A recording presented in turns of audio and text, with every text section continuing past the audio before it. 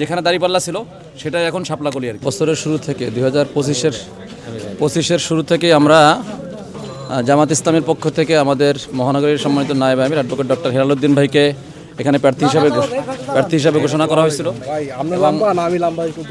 এবং আমরা হেলালুদ্দিন ভাইকে নিয়ে পুরো এই আসন ঢাকা 8 আসন আমরা চষে পেরেছি। প্রত্যেকটা মহল্লায় প্রতিটা বাড়িতে আমরা গেছি এবং নাসিরুদ্দিন পাটোয়ারি ভাইও বলছেন যে জামাত ইসলামী এই ময়দানটাকে চাষাবাদ করছে এবং যেহেতু এখন জামাত ইসলামী এবং এনসিপি সহ 10টি দল আমাদের নির্বাচনী ঐক্য হয়েছে, সুতরাং আমাদের অ্যাডভোকেট হেলালুদ্দিন ভাইও ওনার স্ট্যাটাসে উনি জানাইছে যে উনি এখন থেকে শাপলাকলির হয়ে কাজ করবেন, অর্থাৎ যেখানে দাঁড়িপাল্লা ছিল সেটাই এখন শাপলাকলি আর কি। আমরা আমাদের সংগঠনের সমস্ত জনশক্তিকে নিয়ে যখন আমাদের আরপিওতে 21 তারিখের পরে যখন শাপলাকলির হয়ে কাজ করার সুযোগ হবে তখন আমাদের সমস্ত জনশক্তি সংগঠনের সমস্ত জনশক্তি শাপলাকলির হয়ে কাজ করবে। আপনারা জানেন জামাত ইসলামী এর আগেও 2001 সনে নির্বাচনী জোট হয়ে কাজ করছে, 4 দলীয় ঐক্য জোট ছিল। তখনও জামাত ইসলামী সমস্ত জায়গায়, যদিও 30টা আসন জামাত ইসলামী নির্বাচন করছে, কিন্তু সমস্ত 300 আসনে জামাত ইসলামী তাদের সমস্ত জনশক্তি দিয়ে আমাদের যে অন্যান্য সংগঠনের ভাইরা ছিল বা ক্যান্ডিডেট ছিল তাদের পক্ষে কাজ করছে। এই বছর জামাত ইসলামী যেখানে তাদের ক্যান্ডিডেট নাই এবং যেখানে আছে এটার মধ্যে কোনো ব্যবধান থাকবে না। সমস্ত জনশক্তিরা আমরা যেখানে যাকে দেওয়া হবে, যেখানে যাকে দেওয়া হয়েছে আমরা তার পক্ষে কাজ করবো ইনশাল্লাহ।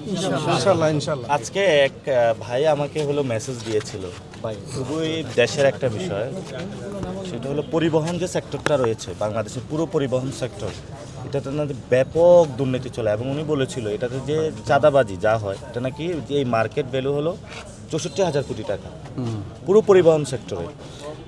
তো এটা খুবই কনসার্নের জায়গা যে আমরা ইনশাল্লাহ আমরা যখন সরকার গঠন করব পরিবহন সেক্টরে ভাইদের নিয়ে কাজ করব এবং এই সেক্টরে যে চাঁদাবাজি, সন্ত্রাসী এবং দুর্নীতি এগুলোর বিরুদ্ধে আমরা ইনশাল্লাহ দাঁড়াবো।